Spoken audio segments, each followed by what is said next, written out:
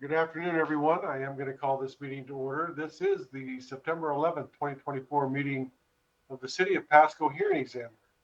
My name is Andy Kottkamp, and I've been appointed by the City of Pasco to serve as a land use hearing examiner. My job is to render decisions on various matters that are authorized to come before me, which include the special permits that are on the agenda for today.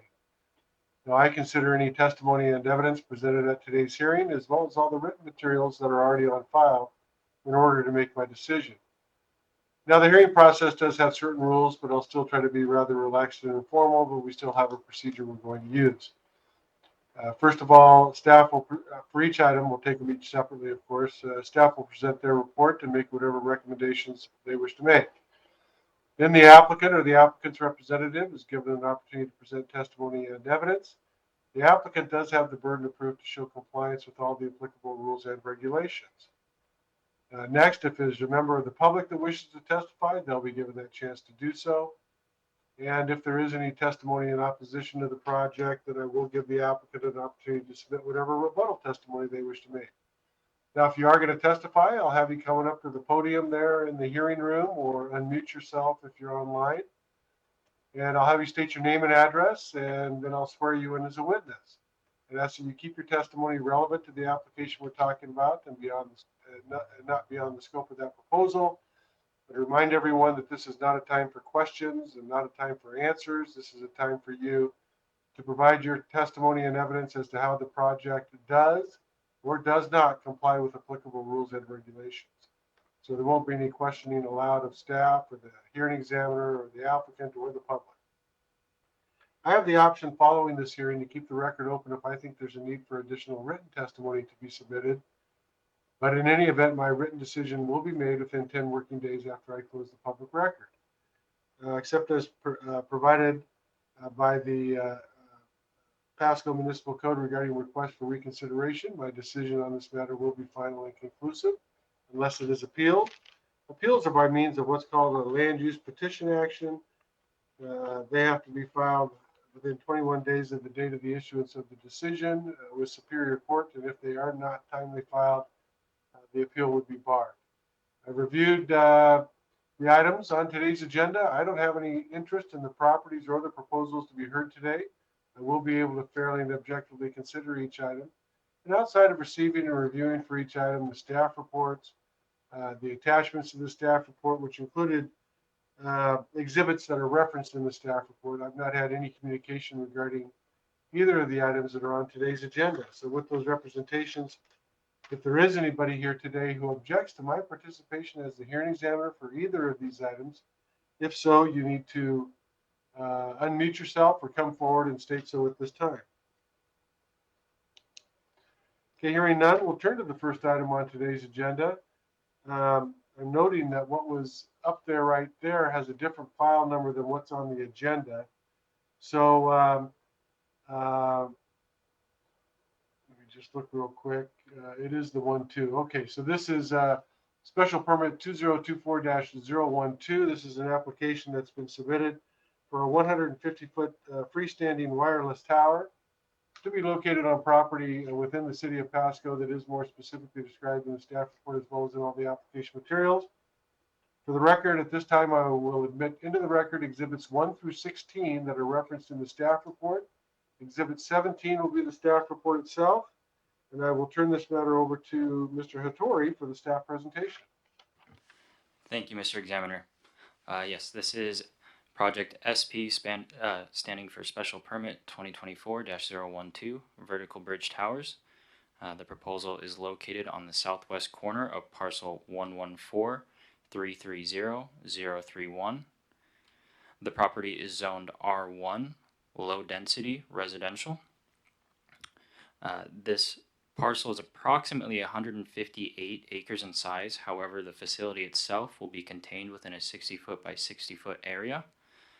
And the applicant proposes to construct and operate a new wireless facility, including a 150-foot tall monopole structure. Notice of the public hearing was sent to property owners within 300 feet, published in the Tri-City Herald newspaper, and posted on site on August 28, 2024. Pasco Municipal Code, PMC 25.165.080 allows the siting and use of wireless communication facilities within any zone via a special permit. This section of code also includes requirements and provisions for siting and design standards. The subject parcel and adjacent lands are undeveloped and are largely utilized for agricultural purposes. The site's primary access would be via a dirt/gravel road off of Clark Road to the north. While the proposal is located outside the Airport Overlay District, an FAA study is currently underway to determine if the monopole height may otherwise cause air traffic concerns. Conditions for adherence to the study have been included within the staff report. All that being said, staff recommends approval of a special permit for the construction of a new wireless communications facility on parcel 114-330-031 with conditions as stated in the September 11th, 2024 staff report.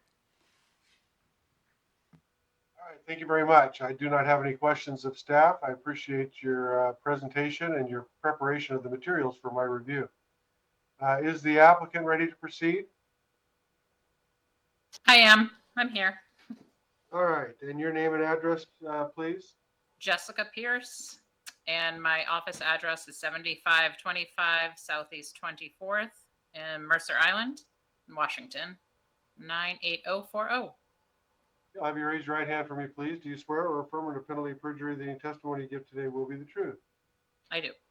All right, thank you. A couple of preliminary questions. You're here as an agent authorized to appear and speak on behalf of the applicant today, I assume. Is that correct? Correct. I'm applying for Vertical Bridge.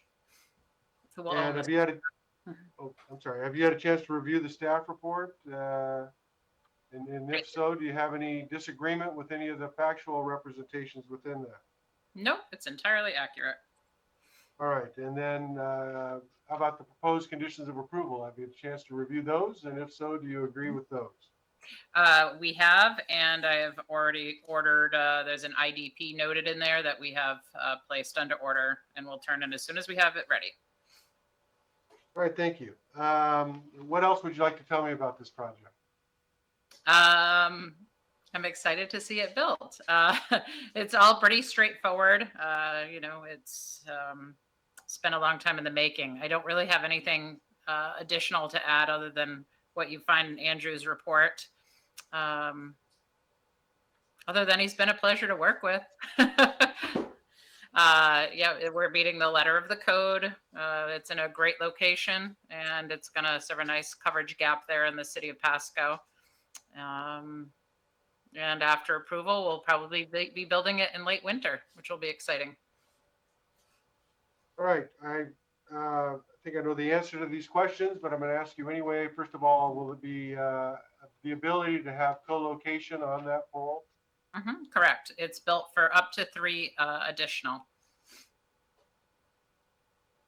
And in the event of a pole failure, how is it designed to collapse on itself? Or I know we have this huge lot right now, but in 10 years it may be surrounded by residences. So is there a design feature that will prevent it just from falling over 150 feet?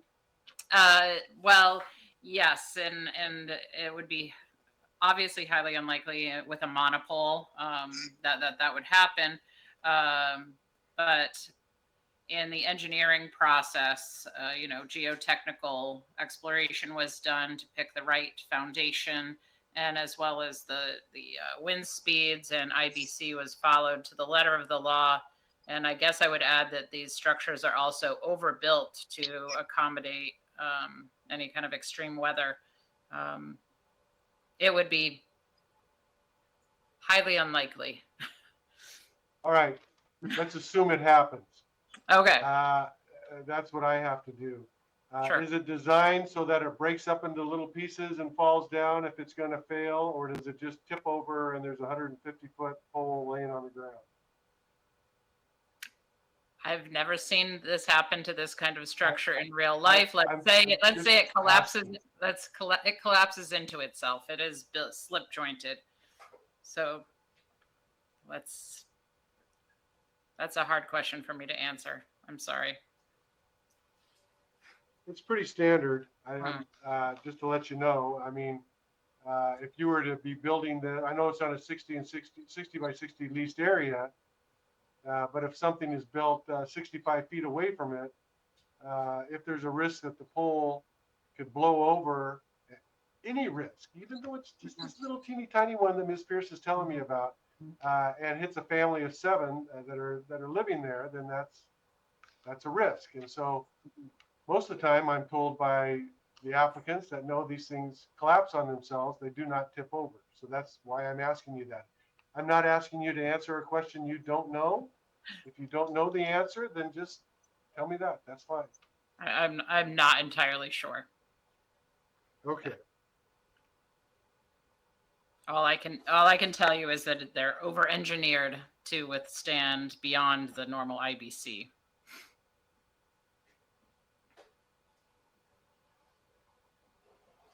All right. Anything else you'd like to add? No, thank you. Unless you have any further questions. No, those are the two. Thank you very much. I am going to make a phone call to an engineer and ask them tomorrow to educate me in that great question. Okay. Mhm. Thank you very much. I saw in the hearing room, it didn't look like there's a lot of people in there, but is there any member of the public? There are no members of the public there. I'll still ask the question. Does anybody want to come and testify on this matter? Mr. Hattori, can you confirm there's nobody else in the hearing room? There's no one here to speak to this project. All right, thank you very much.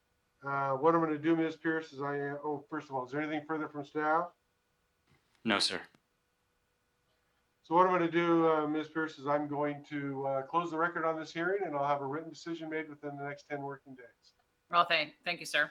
Thank you very much. Okay. Turn to the second item on today's agenda. This is also a special permit, given application number SP 2024-013. This is a request for a mini storage facility with a retail center and residential unit. This is proposed to be built on property located within the city of Pasco. That is more specifically described in the staff report as well as in the application materials. For the record, I will admit exhibits 1 through 15 that are referenced in the staff report as exhibits to this hearing. And I will admit as exhibit 16 the staff report itself. And once again, turn this matter over to Mr. Hattori for the staff presentation. Thank you, Mr. Examiner. Yes, this is project SP standing for special permit 2024-013, the St. Thomas Drive mini storage. The proposal is located across 3 parcels, numbers 115-480-096, 115-480-097, and 115-480-098. The property is Zone CR Regional Commercial, which permits mini storage facilities and residential units above commercial spaces, provided they are only uses permitted within the C1 zoning district via special permit. Each parcel is approximately 1.07 acres in size, totaling approximately 3.21 acres. And the applicant proposes to construct a commercial property with 49 mini storage units, a retail facility, and a residential unit above one of the retail spaces. It should be noted that while the retail facility is being brought up, it is an outright permitted use in the zoning. The special permit is specifically for the mini storage units and the residential unit that is proposed above one of those retail spaces. Notice of the public hearing was sent to property owners within 300 feet, published in the Tri-City Herald newspaper, and posted on site on August 28th, 2024. The site was previously a part of another special permit that was approved for mini storage units under Pasco file number SP 2020-018. That project did not move forward, and the approval is considered null and void. This application was submitted by different applicants for significantly less mini storage units with the addition of commercial facilities. The site is currently undeveloped. A new car dealership is under construction to the east, and a private school is located to the south. The site would be accessed from St. Thomas Drive to the south. And since the proposal includes a residential unit above the retail facilities, the uses limited to the retail facility will be those included within the permitted uses section of the C1 zoning code, PMC 2585-020. With that being said, staff recommends approval of a special permit for the construction of 49 mini storage units and a residential unit above a tenant space on parcels 115-480-096, 115-480-097, and 115-480-098, with conditions as stated in the September 11th, 2024 staff report. All right, thank you very much. I do not have any questions of staff, and once again, I do appreciate your preparation of the materials and your presentation. Is the applicant ready to proceed? Good evening. Can I have you state your name and address for me, and then I'll put you under oath? Shane O'Neill, Clover Planning and Zoning of Pasco, Washington. How do you spell your last name, Mr. O'Neill? I'm sorry. Capital O, apostrophe, capital N, E-I-L-L. All right, there we go. I'll have you raise your right hand for me, please, and sir, do you swear or affirm under penalty of perjury that any testimony you give today will be the truth? Absolutely, I do. All right, thank you very much. Same questions that I asked the last applicant. Are you here as an agent authorized to appear and speak on behalf of the property owner and applicant? I'm contracted to do exactly that. Okay, have you had a chance to review the staff report? I have. And do you have any disagreement with any of the factual representations within the staff report? No disagreements with factual representations. All right. And then there is some proposed conditions of approval. Have you reviewed those? And if so, do you have any disagreement with any of those? I've reviewed them. I do not disagree with them. I have one thing to point out, however. Sure. Condition number 2 requires the facility to be developed in substantial conformity with the elevations and site plan submitted with the application. There were no elevations provided, and to that effect, the applicant and the property owner find this process a little bit cumbersome and front-loaded in detail at a time when we're merely seeking land use approval. In that way, we request the hearing examiner allot the maximum degree of flexibility in his approval by way of condition. Maybe you can think of a way to word it in a way that would allow, well, let me say, to not limit us in the specific number of storage units or the floor area.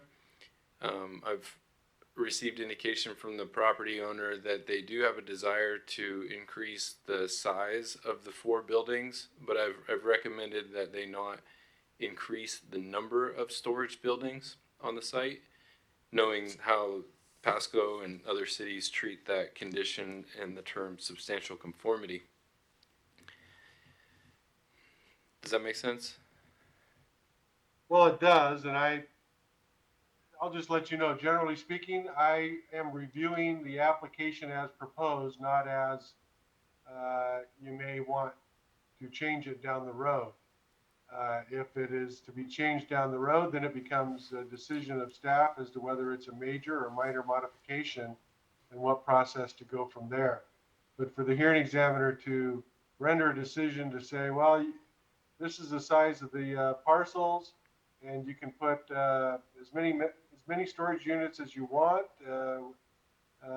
covering as much of the property area as you want, and we'll just come to those decisions down the road. I don't think that's appropriate for the hearing examiner to do. Is it reasonable to conclude that we won't be limited to the number of storage units since they're not called out specifically in the conditions? Generally speaking, my decisions, if I approve this, will say that the approval is for the permit as requested, not as may be changed. Mm-hmm. Agree. Okay, understood. I had a brief presentation prepared, but Sure. It's up to you. well, Staff did a great job in representing the application and the vicinity, the situation surrounding it. Included in Exhibit 7 are a series of aerial site photos that I prepared for your review. They give a pretty broad perspective of the vicinity in each direction. You'll see the site was recently subject to a fire. There is no significant vegetation to speak of. I included in the application materials a set of proposed findings that I offered for you to borrow from if you feel that's appropriate. And I was just going to say that, make the point of clarification that this application is not for a caretaker's residence. It is actually for a residence. That is in line with the way the staff has presented it, but it's a nuance in the code. So we're asking for the residence to be reviewed per PMC 2585-0401, which is just a residence as allowed in the C1 zone, and not a caretaker's residence, which is reviewed entirely differently. But generally, we have no opposition to any of the contents of the staff report or the approval conditions. We're just asking for the maximum degree of flexibility. I didn't know if the special use permit review was necessarily also a site plan review, knowing that this will be subject to setbacks, building size, lot coverage, parking requirements upon building permit application. But the owner just struggled with that a little bit. Like, we're asking for land use approval so that we can know we're safe to invest in a site design. But we're kind of forced to prepare an exhibit like the one on the screen just to prepare for the land use approval. Well, it's, in my experience, in the last 25 years, with plats, for example, I mean, we get a site plan, and this is what we're proposing to do with the property so that we can look at where the parking's going to be. And, for plats, it's going to be this many single family residences or this many duplexes. And those can be subject to change, of course. But I have to review something. I can't just review a height, well, we just want to put a mini storage facility in here, and we'll let you know how big it's going to be and where it's going to, and all the details later on. That's, in my experience, that's not how the process works. I appreciate it. As a experienced planner, I've had this concern in the past that would benefit from your opinion, so I appreciate that. Well, I appreciate that. But like I said, I understand your desire for flexibility. I think that, and maybe Mr. Hattori can clarify this when I ask if he has any additional comments. But if it's going to be modified with more units or less units or different size units or more parking or less parking or a new access point or whatever the case may be, that's just something that staff has to review. And then, like I said, decide whether it's a minor modification, which they can approve, or a major modification, which may have to go back through me. Okay. I just point out that many storage facilities carry a very low parking requirement, I think 1 per employee. And so this site as designed is quite a bit over parked, leaving some room for increase in structure size. Just for the record. All right. I appreciate that. Thank you very much. Thank you. Anything else, Mr. O'Neill? No. All right. My last view of the hearing room showed there wasn't anybody else in there. Is that correct, Mr. Hattori? That is correct. All right. Is there anything further from staff? I will address the discussion before. So correct, with modifications such as increases to the amount of units, we really have to look at it in terms of our code and our standards, and that can have implications involving, for example, traffic, siding, design, setbacks, and so in determining whether it's a small or major modification, we can work with the applicant to determine what that classification will be, but we can't say extremely leniently that, oh, your land use is approved, you can design it however you wish. So we can work with the applicant. Perfect. That's good. Thank you.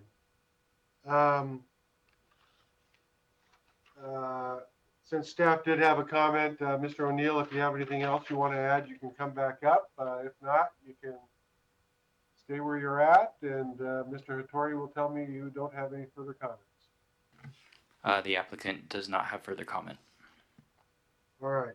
And what I'm going to do is I am going to close the public record portion of the hearing at this time. I will have my written decision made within the next 10 working days. There are no other items that are on today's agenda. So what I'm going to do now is I will close, well, first of all, I'm going to close the record on this hearing. And now I'm going to adjourn the September 11th, 2024 meeting of the City of Pasco Hearing Examiner. Thank you all very much for coming. Have a nice weekend. This meeting is adjourned.